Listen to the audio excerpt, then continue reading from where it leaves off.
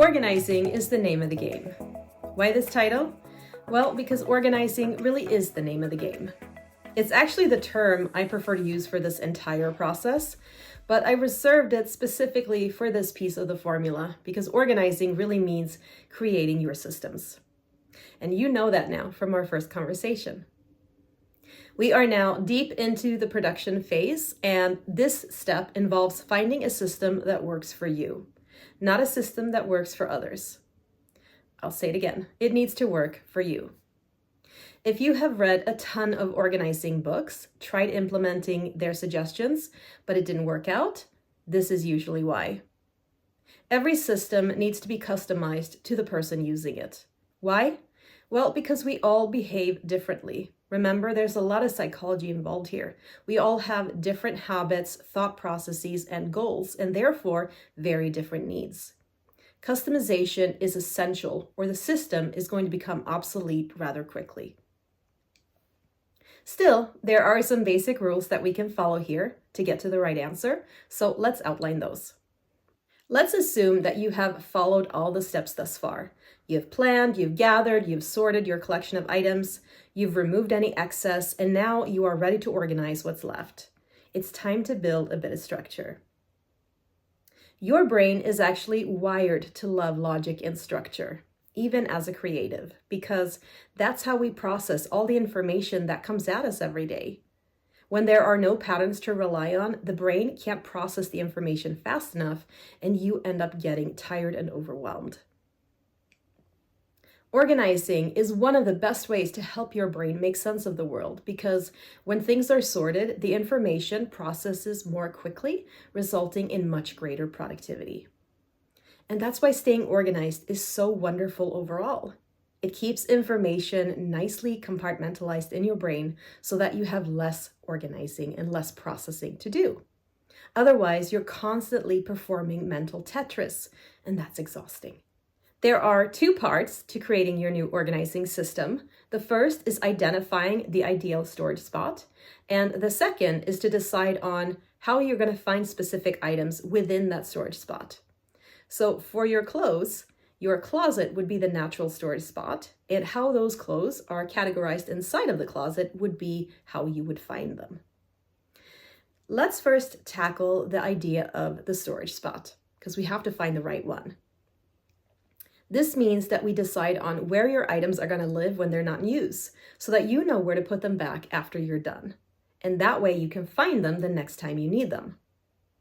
Every item you own needs to have a home, just like you. Without a home, we drift and we feel unsteady. Everyone and everything deserves to have a nice home where we can be taken care of and even pampered from time to time. In some cases, the storage spot is a given, like with your closet. Other times, not so much, but regardless, a decision has to be made. So what makes a storage spot a nice home? Well, let's go back to the basics. The best place for something to be stored is close to where it's going to be used. So if you said to me, Caroline, it's taking me forever to commute back and forth to work every day, what can I do? My answer would probably be, well, you can move closer to your workplace or you can switch jobs. That's how you would fix that problem. And the same goes for your items. If you wouldn't put the cookware in the closet, then don't put your exercise equipment in the kitchen. Makes sense, right? To improve an item's chance of making it home every day, make sure that it lives close to where it works. We refer to this as the work issue when we come across it in professional situations. Because in organizing, just as in real estate, it's location, location, location. And this is also related to overthinking. If you have a system, but things are just not finding their way back home, then your system is likely overcomplicated. It doesn't take much to overcomplicate something. In fact, many of us are very good at doing it without even trying. So find the urge of having too many subfolders in your directory. Subcategorizing is great, but at a certain point, it becomes too demanding in maintenance. People like the path of least resistance, and it's human nature to take that route. So let's use that to our advantage. The more steps you have to go through to put something back, the more energy it takes and the less likely you are to actually do it. So keep it simple as possible. Another thing we can think of here is accessibility. We call this the kid problem. If you make something accessible, you are much more likely to use it. This is not necessarily the same as location, though it is very closely related. Think about digital files, for example. You could store them on a CD or DVD somewhere near your computer, right at your desk, right? But if you don't have a way to play that disc, then you can't access those files. And that's what I'm referring to. If you have something that's being used every day, it needs to be within arm's reach for you, or you're just not going to bother. I can't tell you how big this is, so please make a note of it. We hear this all the time from distraught parents who cry foul about how their kid won't hang their coat on the hook, in the mudroom. And maybe what they haven't considered is that the hook is too high or too difficult to access. Maybe the kid can't reach it. Problems like these are vantage point problems, where from your perspective, a system is working nicely, but from somebody else's, it's just not. Remember how I stated in an earlier lesson that whoever is involved in a system needs to be on board with it and know how to manage their piece? Well, that certainly holds true. But to make sure that there are no excuses, we also have to make it as easy as possible to maintain for everyone involved, So the answer here is to lower the hook, make things more accessible. When things are accessible, they get used. We all have to be able to reach for things without jumping through hoops. Most of us don't live in complete solitude, so we have family members, friends, colleagues, visitors, and clients to take into consideration. We have to make it easy for everyone to understand our systems. Communication is essential here. So ask yourself, where would other people expect to find this item? Do where I have put it make sense? Remember that not everybody thinks like you. And if others have to use your system, you have to take their points of view into consideration. Next, let's tackle the organization within. So once we have a storage spot defined, you'll be ready to make the next decision. And that involves answering the question, how would you like to find your items within that storage spot? How are we going to categorize this? It's up to you to define exactly how you want your new system to work. And to get this part right, consider your habits, your personality, and how you would naturally look for your things. So if we go back to the closet once more, because it's an easy and relatable example, if you organized your clothing by type, then that would mean all skirts would hang together, all jeans would hang together, all sweaters would go together, and so on. If you organized by color, then all purple items would go together, all red items together, all blue items together, etc., right? If you decided to keep everything by season, then you would have all winter items together, spring items together, summer items together, and so on. Get it? I like to buy separates, and mixing and matching is very important to me, so organizing items by type works well. It's simple and straightforward, and I naturally think of what something is, not when I'm going to use it. I make that decision every morning when I get up.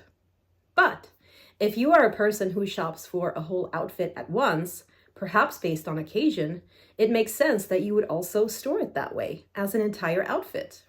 Examples could include workwear, casual outfits, dressy outfits, formal outfits, and so on.